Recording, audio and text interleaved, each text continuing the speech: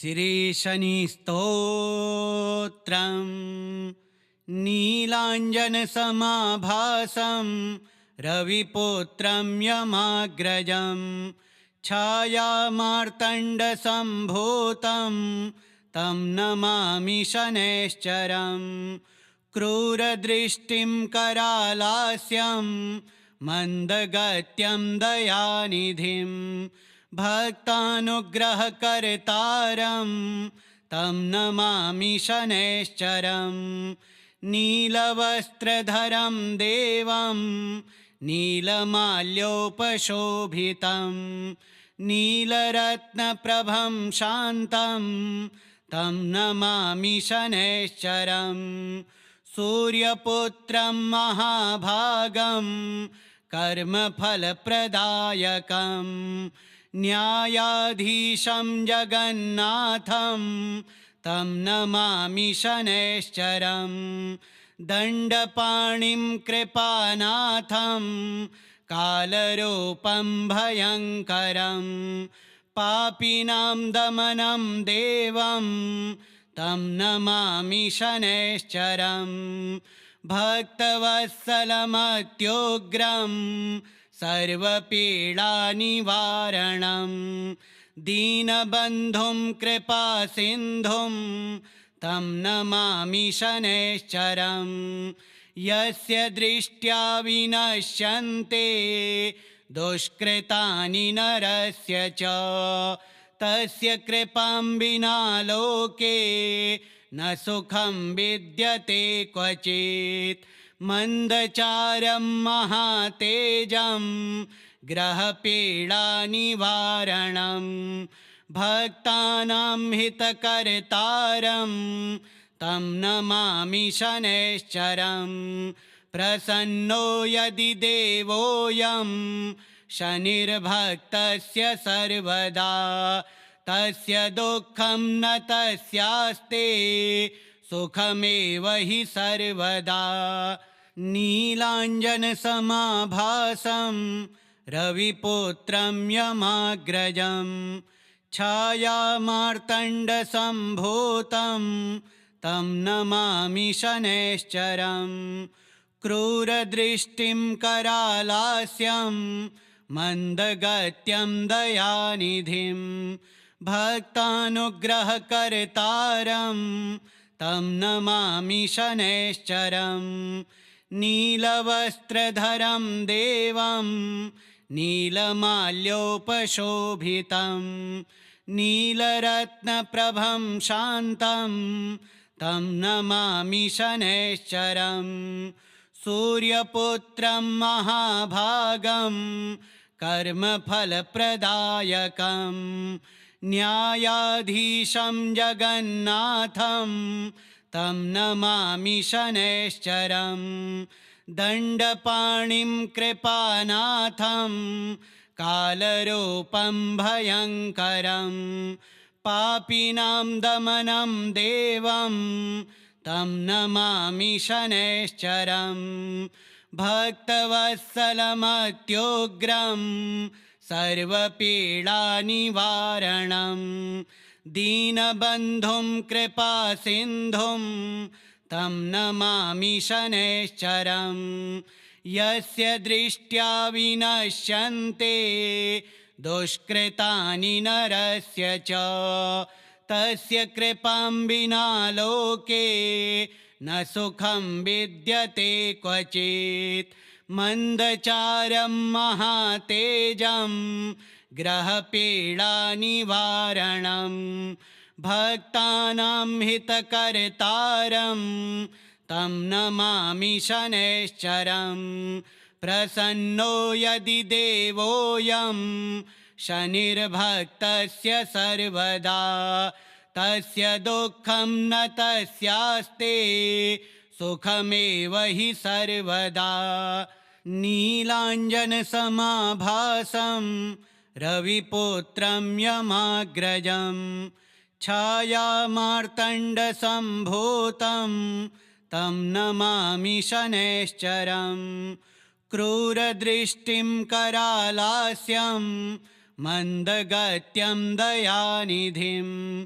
भक्तानुग्रहकर्तारं तं नमामि शनैश्चरं नीलवस्त्रधरं देवं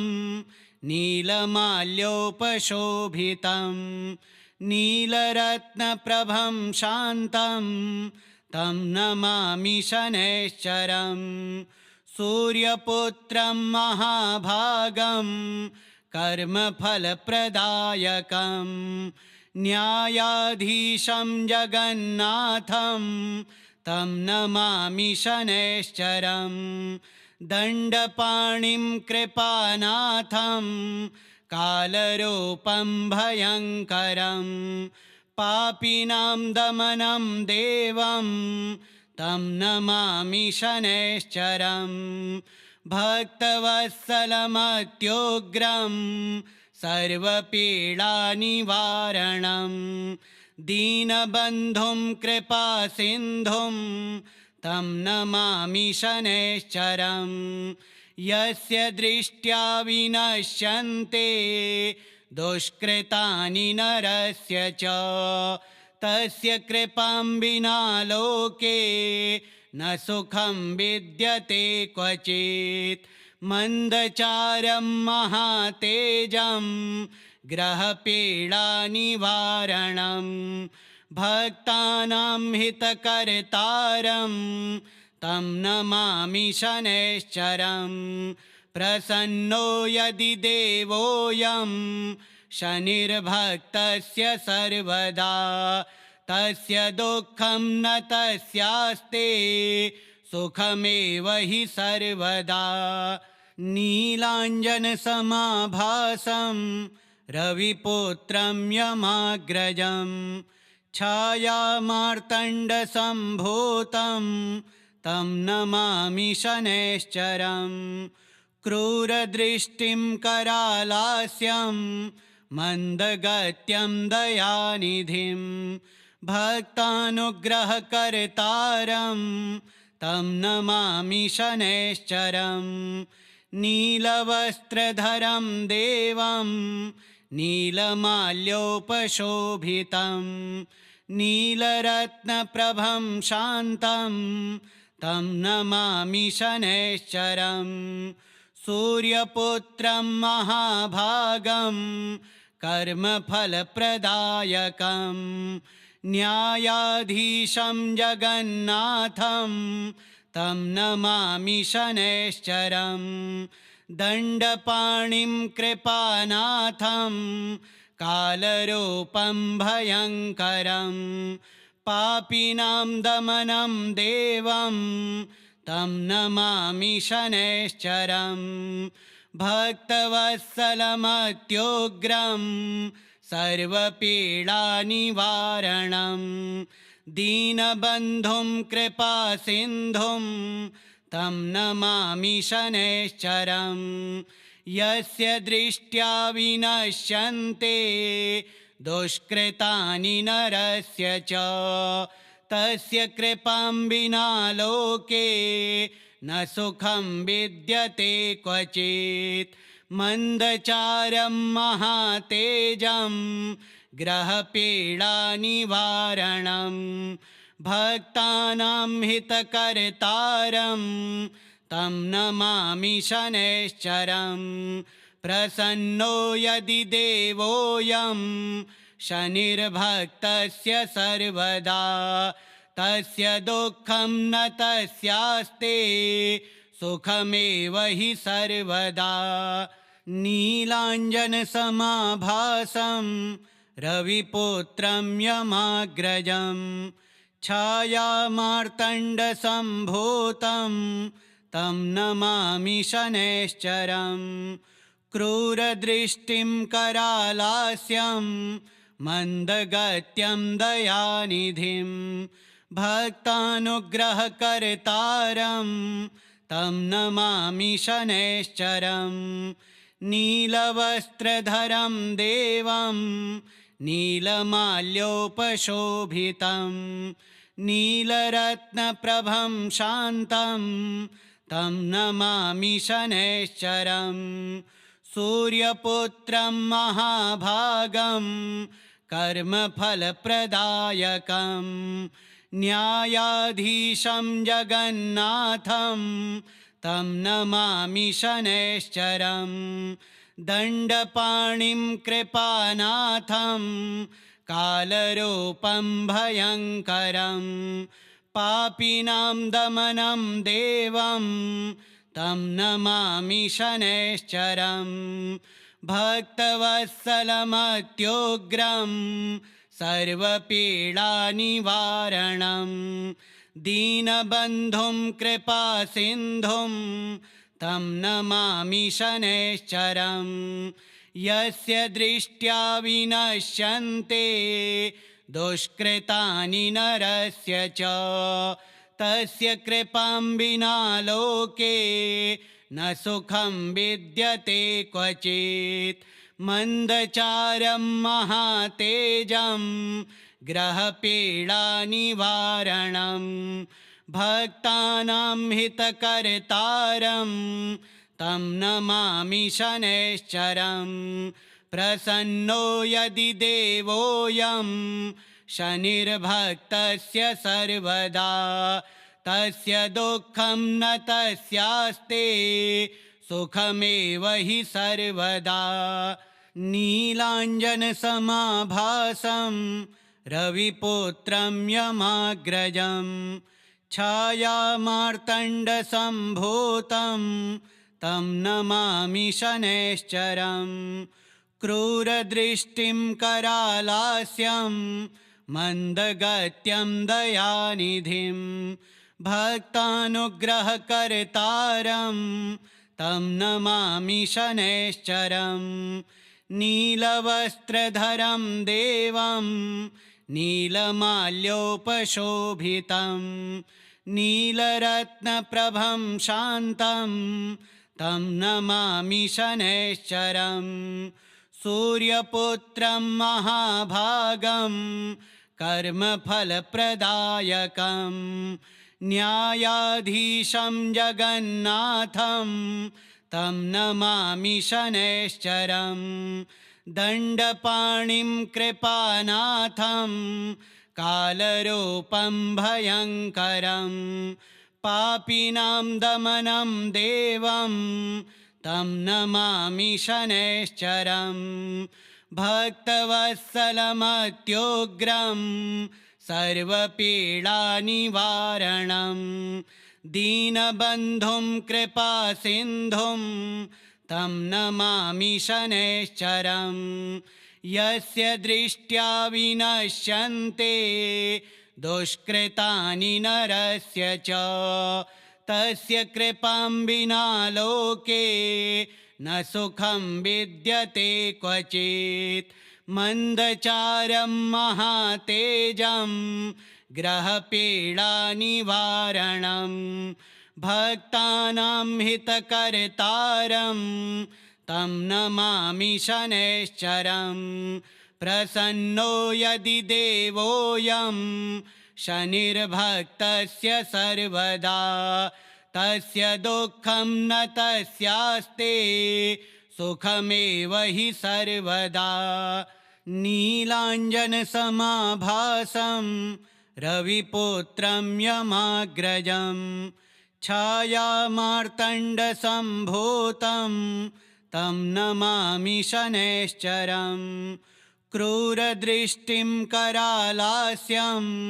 मन्दगत्यं दयानिधिं भक्तानुग्रहकर्तारं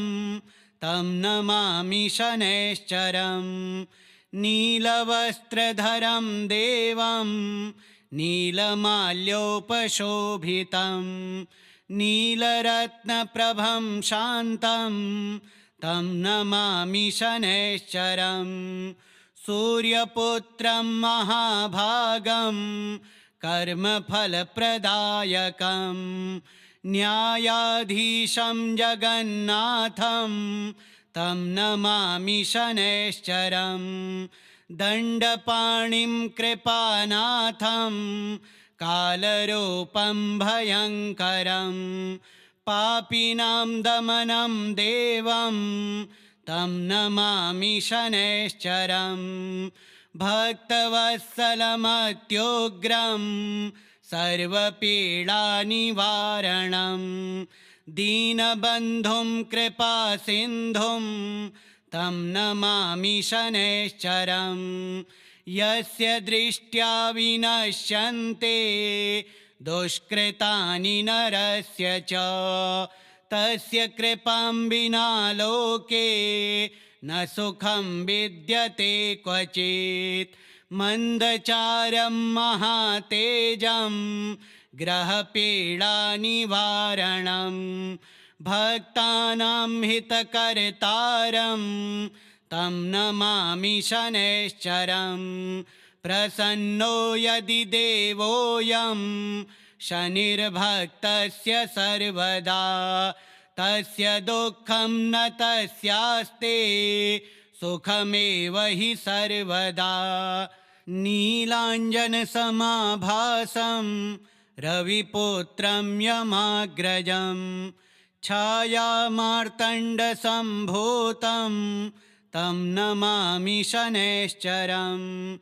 क्रूरदृष्टिं करालास्यं मन्दगत्यं दयानिधिं भक्तानुग्रहकर्तारं तं नमामि शनैश्चरं नीलवस्त्रधरं देवं नीलमाल्योपशोभितं नीलरत्नप्रभं शान्तं तं नमामि शनैश्चरं सूर्यपुत्रं महाभागं कर्मफलप्रदायकं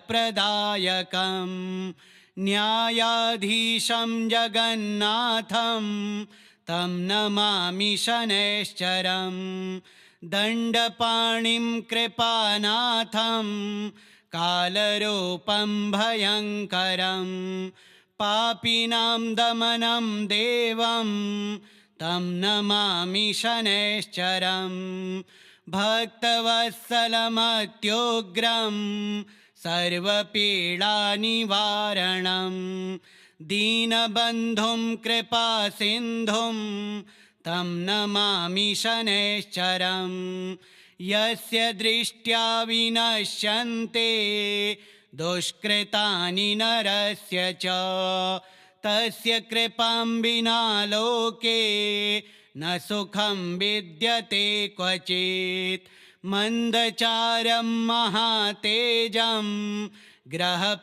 ग्रहपीडानिवारणं भक्तानां हितकर्तारं तं नमामि शनैश्चरं प्रसन्नो यदि देवोऽयं शनिर्भक्तस्य सर्वदा तस्य दुःखं न तस्यास्ते सुखमेव हि सर्वदा नीलाञ्जनसमाभासं रविपुत्रं यमाग्रजं छायामार्तण्डसम्भूतं तं नमामि शनैश्चरं क्रूरदृष्टिं करालास्यं मन्दगत्यं दयानिधिं भक्तानुग्रहकर्तारं तं नमामि शनैश्चरं नीलवस्त्रधरं देवं नीलमाल्योपशोभितं नीलरत्नप्रभं शान्तं तं नमामि शनैश्चरं सूर्यपुत्रं महाभागं कर्मफलप्रदायकं न्यायाधीशं जगन्नाथं तं नमामि शनैश्चरं दण्डपाणिं कृपानाथं कालरूपं भयङ्करं पापिनां दमनं देवं तं नमामि शनैश्चरं भक्तवत्सलमत्युग्रं सर्वपीडानिवारणं दीनबन्धुं कृपासिन्धुं तं नमामि शनैश्चरं यस्य दृष्ट्या विनश्यन्ते दुष्कृतानि नरस्य च तस्य कृपां विना लोके न सुखं विद्यते क्वचित् मन्दचारं महातेजं ग्रहपीडानिवारणं भक्तानां हितकर्तारं तं नमामि शनैश्चरं प्रसन्नो यदि देवोऽयं शनिर्भक्तस्य सर्वदा तस्य दुःखं न तस्यास्ते सुखमेव हि सर्वदा नीलाञ्जनसमाभासं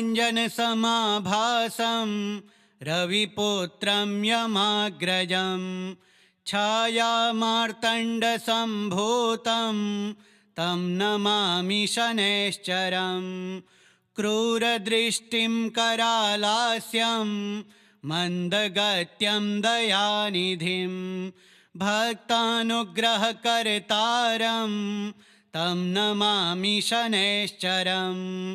नीलवस्त्रधरं देवं नीलमाल्योपशोभितं नीलरत्नप्रभं शान्तं तं नमामि शनैश्चरं सूर्यपुत्रं महाभागं कर्मफलप्रदायकं न्यायाधीशं जगन्नाथं तं नमामि शनैश्चरं दण्डपाणिं कृपानाथं कालरूपं भयङ्करं पापिनां दमनं देवं तं नमामि शनैश्चरं भक्तवत्सलमत्युग्रं सर्वपीडानिवारणं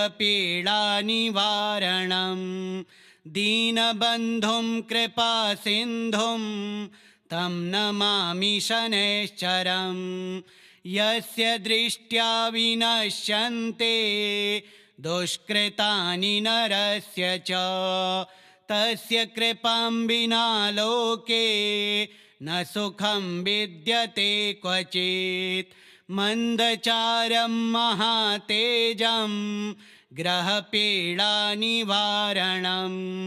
भक्तानां हितकर्तारं तं नमामि शनैश्चरं प्रसन्नो यदि देवोऽयं शनिर्भक्तस्य सर्वदा तस्य दुःखं न तस्यास्ते सुखमेव हि सर्वदा नीलाञ्जनसमाभासं रविपुत्रं यमाग्रजं छायामार्तण्डसम्भूतं तं नमामि शनैश्चरं क्रूरदृष्टिं करालास्यं मन्दगत्यं दयानिधिं भक्तानुग्रहकर्तारं तं नमामि शनैश्चरं नीलवस्त्रधरं देवं नीलमाल्योपशोभितं नीलरत्नप्रभं शान्तं तं नमामि शनैश्चरं सूर्यपुत्रं महाभागं कर्मफलप्रदायकं न्यायाधीशं जगन्नाथं तं नमामि शनैश्चरं दण्डपाणिं कृपानाथं कालरूपं भयङ्करं पापिनां दमनं देवं तं नमामि शनैश्चरं भक्तवत्सलमत्युग्रं सर्वपीडानिवारणं दीनबन्धुं कृपासिन्धुं तं नमामि शनैश्चरं यस्य दृष्ट्या विनश्यन्ते दुष्कृतानि नरस्य च तस्य कृपां विना लोके न सुखं विद्यते क्वचित् मन्दचारं महातेजं ग्रहपीडानिवारणं भक्तानां हितकर्तारं तं नमामि शनैश्चरं प्रसन्नो यदि देवोऽयं शनिर्भक्तस्य सर्वदा तस्य दुःखं न तस्यास्ते सुखमेव हि सर्वदा नीलाञ्जनसमाभासं रविपुत्रं यमाग्रजं छायामार्तण्डसम्भूतं तं नमामि शनैश्चरम् क्रूरदृष्टिं करालास्यं मन्दगत्यं दयानिधिं भक्तानुग्रहकर्तारं तं नमामि शनैश्चरम् नीलवस्त्रधरं देवं नीलमाल्योपशोभितं नीलरत्नप्रभं शान्तं तं नमामि शनैश्चरम् सूर्यपुत्रं महाभागं कर्मफलप्रदायकं न्यायाधीशं जगन्नाथं तं नमामि शनैश्चरम् दण्डपाणिं कृपानाथं कालरूपं भयङ्करं पापिनां दमनं देवं तं नमामि शनैश्चरम् भक्तवत्सलमत्युग्रं सर्वपीडानिवारणं दीनबन्धुं कृपासिन्धुं तं नमामि शनैश्चरम् यस्य दृष्ट्या विनश्यन्ते दुष्कृतानि नरस्य च तस्य कृपां विना लोके न सुखं विद्यते क्वचित् मन्दचारं महातेजं ग्रहपीडानिवारणं भक्तानां हितकर्तारं तं नमामि शनैश्चरम् प्रसन्नो यदि देवोऽयं शनिर्भक्तस्य सर्वदा तस्य दुःखं न तस्यास्ते सुखमेव हि सर्वदा नीलाञ्जनसमाभासं रविपुत्रं यमाग्रजं छायामार्तण्डसम्भूतं तं नमामि शनैश्चरम् क्रूरदृष्टिं करालास्यं मन्दगत्यं दयानिधिं भक्तानुग्रहकर्तारं तं नमामि शनैश्चरम् नीलवस्त्रधरं देवं नीलमाल्योपशोभितं नीलरत्नप्रभं शान्तं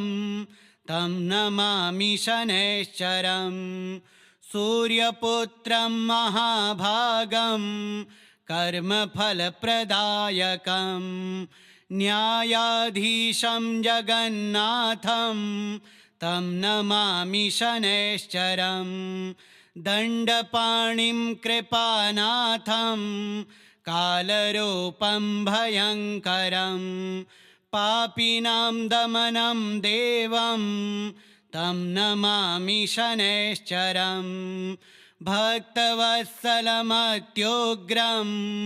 सर्वपीडानिवारणं दीनबन्धुं कृपासिन्धुं तं नमामि शनैश्चरम् यस्य दृष्ट्या विनश्यन्ते दुष्कृतानि नरस्य च तस्य कृपां विना लोके न सुखं विद्यते क्वचित् मन्दचारं महातेजं ग्रहपीडानिवारणं भक्तानां हितकर्तारं तं नमामि शनैश्चरम् प्रसन्नो यदि देवोऽयं शनिर्भक्तस्य सर्वदा तस्य दुःखं न तस्यास्ते सुखमेव हि सर्वदा नीलाञ्जनसमाभासं रविपुत्रं यमाग्रजं छायामार्तण्डसम्भूतं तं नमामि शनैश्चरम् क्रूरदृष्टिं करालास्यं मन्दगत्यं दयानिधिं भक्तानुग्रहकर्तारं तं नमामि शनैश्चरम् नीलवस्त्रधरं देवं नीलमाल्योपशोभितं नीलरत्नप्रभं शान्तं तं नमामि शनैश्चरम् सूर्यपुत्रं महाभागं कर्मफलप्रदायकं न्यायाधीशं जगन्नाथं तं नमामि शनैश्चरं दण्डपाणिं कृपानाथं कालरूपं भयङ्करं पापिनां दमनं देवं तं नमामि शनैश्चरं भक्तवत्सलमत्युग्रं सर्वपीडानिवारणं दीनबन्धुं कृपासिन्धुं तं नमामि शनैश्चरं यस्य दृष्ट्या विनश्यन्ते दुष्कृतानि नरस्य च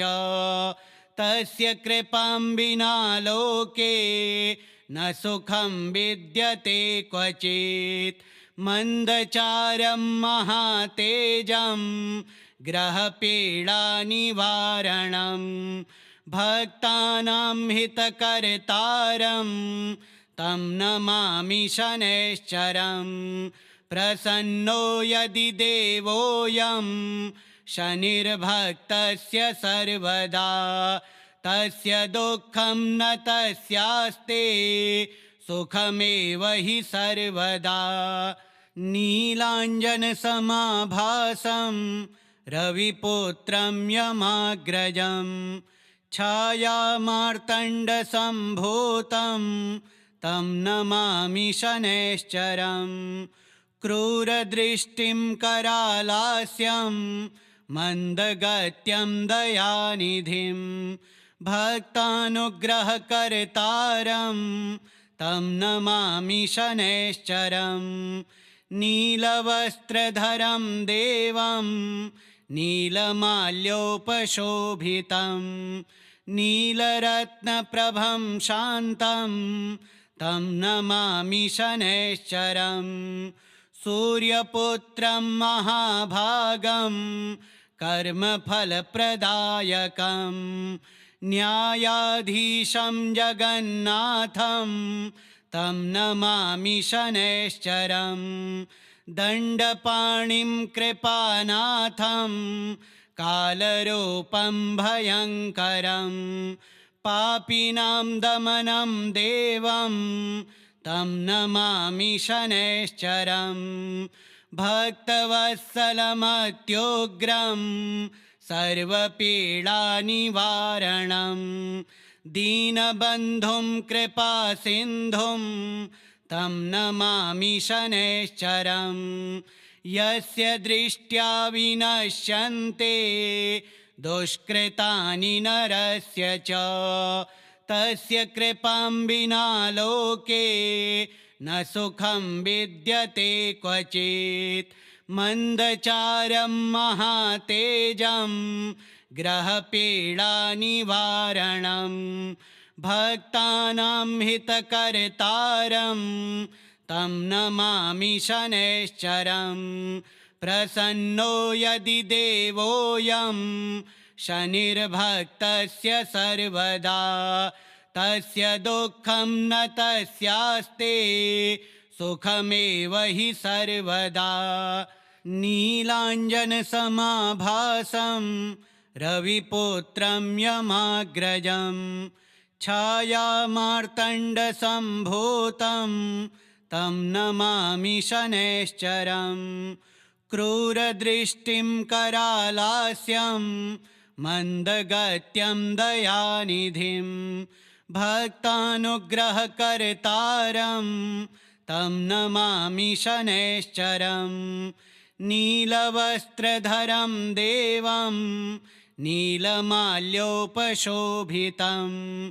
नीलरत्नप्रभं शान्तं तं नमामि शनैश्चरं सूर्यपुत्रं महाभागं कर्मफलप्रदायकं न्यायाधीशं जगन्नाथं तं नमामि शनैश्चरं दण्डपाणिं कृपानाथं कालरूपं भयङ्करं पापिनां दमनं देवं तं नमामि शनैश्चरं भक्तवत्सलमत्युग्रं सर्वपीडानिवारणं दीनबन्धुं कृपासिन्धुं तं नमामि शनैश्चरं यस्य दृष्ट्या विनश्यन्ते दुष्कृतानि नरस्य च तस्य कृपां विना लोके न सुखं विद्यते क्वचित् मन्दचारं महातेजं ग्रहपीडानिवारणं भक्तानां हितकर्तारं तं नमामि शनैश्चरं प्रसन्नो यदि देवोऽयं शनिर्भक्तस्य सर्वदा तस्य दुःखं न तस्यास्ते सुखमेव हि सर्वदा नीलाञ्जनसमाभासं रविपुत्रं यमाग्रजं छायामार्तण्डसम्भूतं तं नमामि शनैश्चरं क्रूरदृष्टिं करालास्यं मन्दगत्यं दयानिधिं भक्तानुग्रहकर्तारं तं नमामि शनैश्चरं नीलवस्त्रधरं देवं नीलमाल्योपशोभितं नीलरत्नप्रभं शान्तं तं नमामि शनैश्चरं सूर्यपुत्रं महाभागं कर्मफलप्रदायकं न्यायाधीशं जगन्नाथं तं नमामि शनैश्चरं दण्डपाणिं कृपानाथं कालरूपं भयङ्करं पापिनां दमनं देवं तं नमामि शनैश्चरं भक्तवत्सलमत्युग्रं सर्वपीडानिवारणं दीनबन्धुं कृपासिन्धुं तं नमामि शनैश्चरं यस्य दृष्ट्या विनश्यन्ते दुष्कृतानि नरस्य च तस्य कृपां विना लोके न सुखं विद्यते क्वचित् मन्दचारं महातेजं ग्रहपीडानिवारणं भक्तानां हितकर्तारं तं नमामि शनैश्चरं प्रसन्नो यदि देवोऽयं शनिर्भक्तस्य सर्वदा तस्य दुःखं न तस्यास्ते सुखमेव हि सर्वदा नीलाञ्जनसमाभासं रविपुत्रं यमाग्रजं छायामार्तण्डसम्भूतं तं नमामि शनैश्चरं क्रूरदृष्टिं करालास्यं मन्दगत्यं दयानिधिं भक्तानुग्रहकर्तारं तं नमामि शनैश्चरं नीलवस्त्रधरं देवं नीलमाल्योपशोभितं नीलरत्नप्रभं शान्तं तं नमामि शनैश्चरं सूर्यपुत्रं महाभागं कर्मफलप्रदायकं न्यायाधीशं जगन्नाथं तं नमामि शनैश्चरं दण्डपाणिं कृपानाथं कालरूपं भयङ्करं पापिनां दमनं देवं तं नमामि शनैश्चरं भक्तवत्सलमत्युग्रं सर्वपीडानिवारणं दीनबन्धुं कृपासिन्धुं तं नमामि शनैश्चरं यस्य दृष्ट्या विनश्यन्ते दुष्कृतानि नरस्य च तस्य कृपां विना लोके न सुखं विद्यते क्वचित् मन्दचारं महातेजं ग्रहपीडानिवारणं भक्तानां हितकर्तारं तं नमामि शनैश्चरं प्रसन्नो यदि देवोऽयं शनिर्भक्तस्य सर्वदा तस्य दुःखं न तस्यास्ते सुखमेव हि सर्वदा नीलाञ्जनसमाभासं रविपुत्रं यमाग्रजं छायामार्तण्डसम्भूतं तं नमामि शनैश्चरं क्रूरदृष्टिं करालास्यं मन्दगत्यं दयानिधिं भक्तानुग्रहकर्तारं तं नमामि शनैश्चरं नीलवस्त्रधरं देवं नीलमाल्योपशोभितं नीलरत्नप्रभं शान्तं तं नमामि शनैश्चरं सूर्यपुत्रं महाभागं कर्मफलप्रदायकं न्यायाधीशं जगन्नाथं तं नमामि शनैश्चरं दण्डपाणिं कृपानाथं कालरूपं भयङ्करं पापिनां दमनं देवं तं नमामि शनैश्चरं भक्तवत्सलमत्युग्रं सर्वपीडानिवारणं दीनबन्धुं कृपासिन्धुं तं नमामि शनैश्चरं यस्य दृष्ट्या विनश्यन्ते दुष्कृतानि नरस्य च तस्य कृपां विना लोके न सुखं विद्यते क्वचित् मन्दचारं महातेजं ग्रहपीडानिवारणं भक्तानां हितकर्तारं तं नमामि शनैश्चरं प्रसन्नो यदि देवोऽयं शनिर्भक्तस्य सर्वदा तस्य दुःखं न तस्यास्ते सुखमेव हि सर्वदा नीलाञ्जनसमाभासं रविपुत्रं यमाग्रजं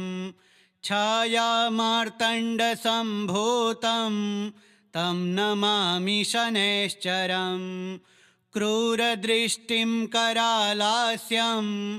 मन्दगत्यं दयानिधिं भक्तानुग्रहकर्तारं